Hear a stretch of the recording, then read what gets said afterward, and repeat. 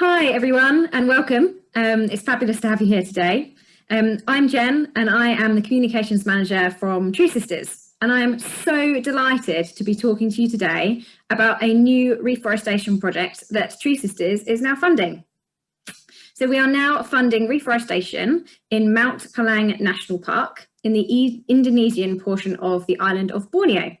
It's a project that we have partnered with Health in Harmony to bring to life, and its sister organisation called ASRI, which is an organisation located on the ground. And together we are rehabilitating lowland peat swamp forest in Borneo.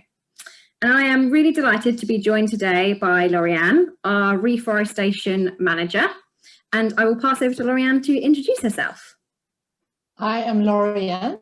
I've been working with TreeSisters for about 3 years. And I essentially manage our reforestation partnerships. I'm located in France. That's me. That's awesome.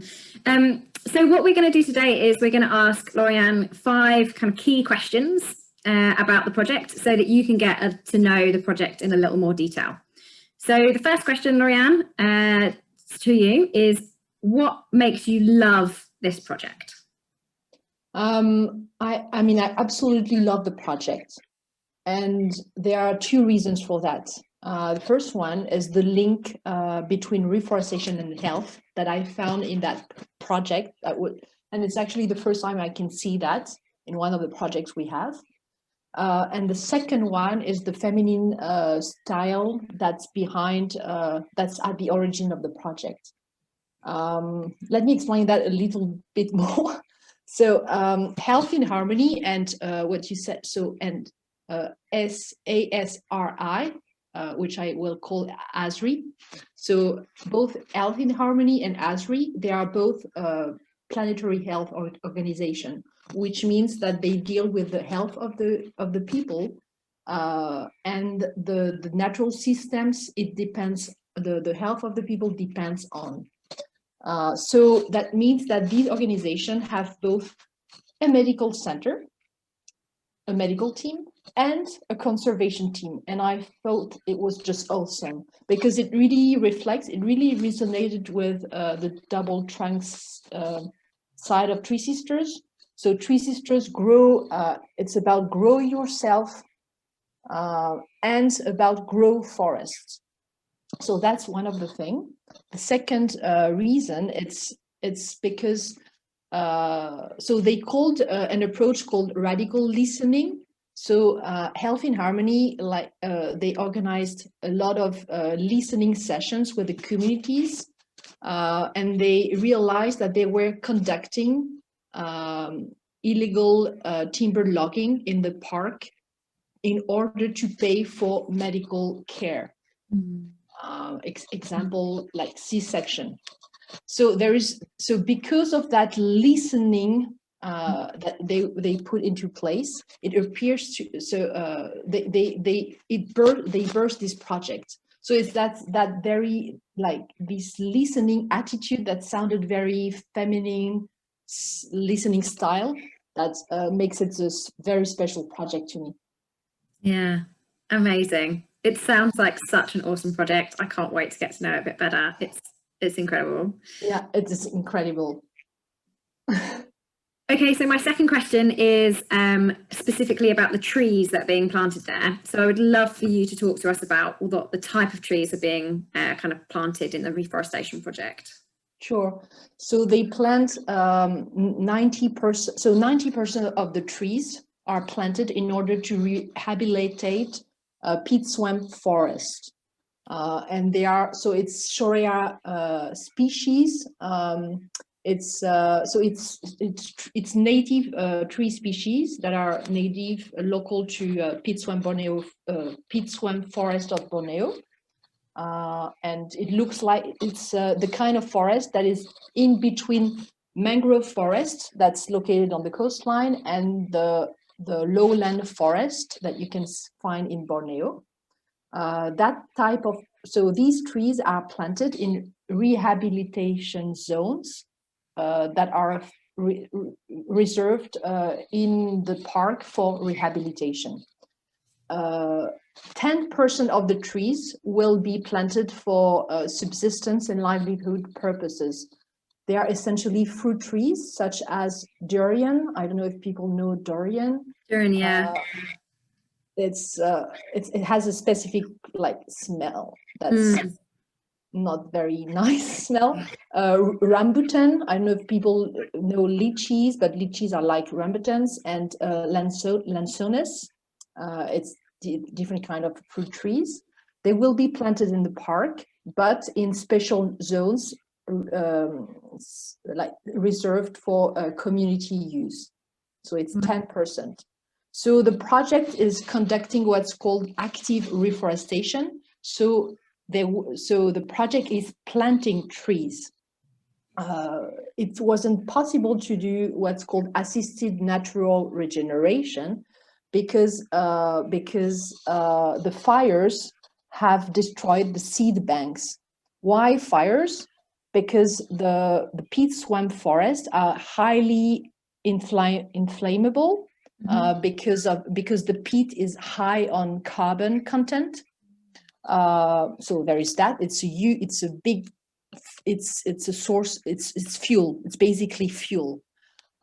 Because it's been deforested, it's been colonized by Cogon grass, which is a very aggressive grass that grows like creeping root stalks on the ground, and they are highly inflammable as well. So they burn annually, and that destroys the seed bank in the soil, which means you really have to actively plant. So come and plant tree seedlings. So wow, amazing. What a fascinating project. Okay, so you've touched on it a little bit there when we were talking about the fruit trees. And also, I know that from a TreeSisters perspective, all of the projects that we work with have a huge kind of social impact, a hugely positive social impact for the communities nearby. So I wondered if you could speak specifically to this project and the positive impact that it is going to have on the local communities. Okay, so 100 people will be trained and employed to grow and plant the tree seedlings. So that's, it's job creation. Then, like you said, at maturity, the trees will deliver trees, nuts, and medicinal materials that can be used in preparation of medicines, local medicines. So with this current pandemic, so Health in Harmony, they decided to involve former loggers and vulnerable people that emerged from this financial crisis. So they could be trained and set up tree nurseries, and they could sell tree seedlings in 1 year to the project. So that's the third one. The fourth one is that, like I said, if you replace the Cogon grass by peat swamp forest, then you're going to reduce fires, and that's super important for the people. It's going to reduce flooding, and it's going to reduce the threat of fires to the communities who will live like just next to the park. So it will act as a buffer. If you have a healthy forest, that means that it's going to filter the water, and it's going to purify the water, and it's going to reduce the impact. They're going to have less waterborne diseases, for example. And because we are in the COVID world, so when you reforest, that means that the forest will be more healthy. That means that there will be less malaria. So less like insect-borne diseases, less malaria. So that's really, really important for the communities. And the last one is, it's that link between reforestation and health. So one thing about this project is that ASRI has a medical center. So people, the members of the community can get health care, and they can pay, if they want, they can pay for health care by bringing tree seedlings with them. So the people bring tree seedlings. Health in Harmony and ASRI, they provide healthcare services, and we pay for the tree seedlings. So it's all win-win for the communities and for everybody, for health of the communities and for the health of the natural systems that hold us. Wow, that's amazing. What an incredible symbiotic relationship that has. That is absolutely amazing. Okay, so my fourth question is around the impact this project will have on the wildlife and animals living in the region. And we know that Borneo is obviously very famous for being one of the last places in the world to be a habitat for wild orangutans. So it'd be great if you could tell us a little bit more about that positive impact. Yeah. So the forest that will be created, it's 50 hectares of peat swamp forest. It's going to act as like a buffer, and that means that it will help preserve remaining habitats for critically endangered orangutans, and also for endangered proboscis monkeys. You know, it's these monkeys that have a big nose, and they live around the riparian forest in Borneo. So it's very important for them. And I want to explain that in 2000, so from 2013 to 2015, ASRI, they reforested a forest corridor called the Sedahan Orangutan Corridor, and it's a big strip of forest that connected a big fragment that was away from the main forest. So after just two rainy seasons after planting, they started seeing orangutan nests in the corridor. And after 5 years, the trees were 5 meters tall with a closed canopy. Wow. So that means more habitats, expansion of habitats. And the camera traps, they have recorded long-tailed macaques, Malayan civets, short-tailed mongoose, wild pigs, mouse deer, and leopard cats. Wow. So it's really important. It's the health of the people, the health of the forest, the health of the wildlife. Wow. Orangutans. That's amazing. That's incredible. How brilliant. That's just, yeah, amazing. Okay, and my final question is around, I mean, you've touched on it a little bit there by speaking about some of the successes that ASRI and Health in Harmony have already seen. But specifically looking at this project, what does success look like for the reforestation in the trees, for the communities, for the wildlife? So what can we kind of expect to see that positive impact look like? So the rehabilitation potential at that location is huge. It's 5,500 hectares. That's equivalent to 3% of the city of London. It's huge.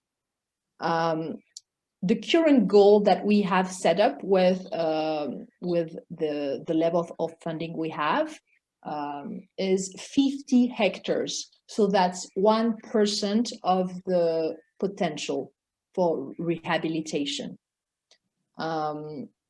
So if we, when we reforest 50, so we will do that. And if possible, we would like that to, we will need the project to expand to other communities. So that's what success will mean. It's when, so we will start at this level, and then we hope that it's going to expand to other communities. It's going to create a buffer for the preservation of wildlife, and it's going to what success would look like is that it's going to decrease, hopefully, the rate of fires.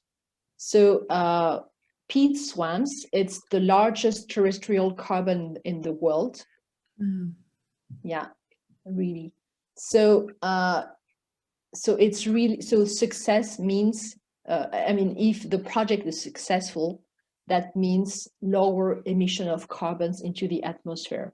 For instance, the Indonesian 2015 peat swamp forest fires, they so the daily carbon emissions from these fires, they were greater than the entire US economy's emissions. I think it's a number of the World Resources Institute.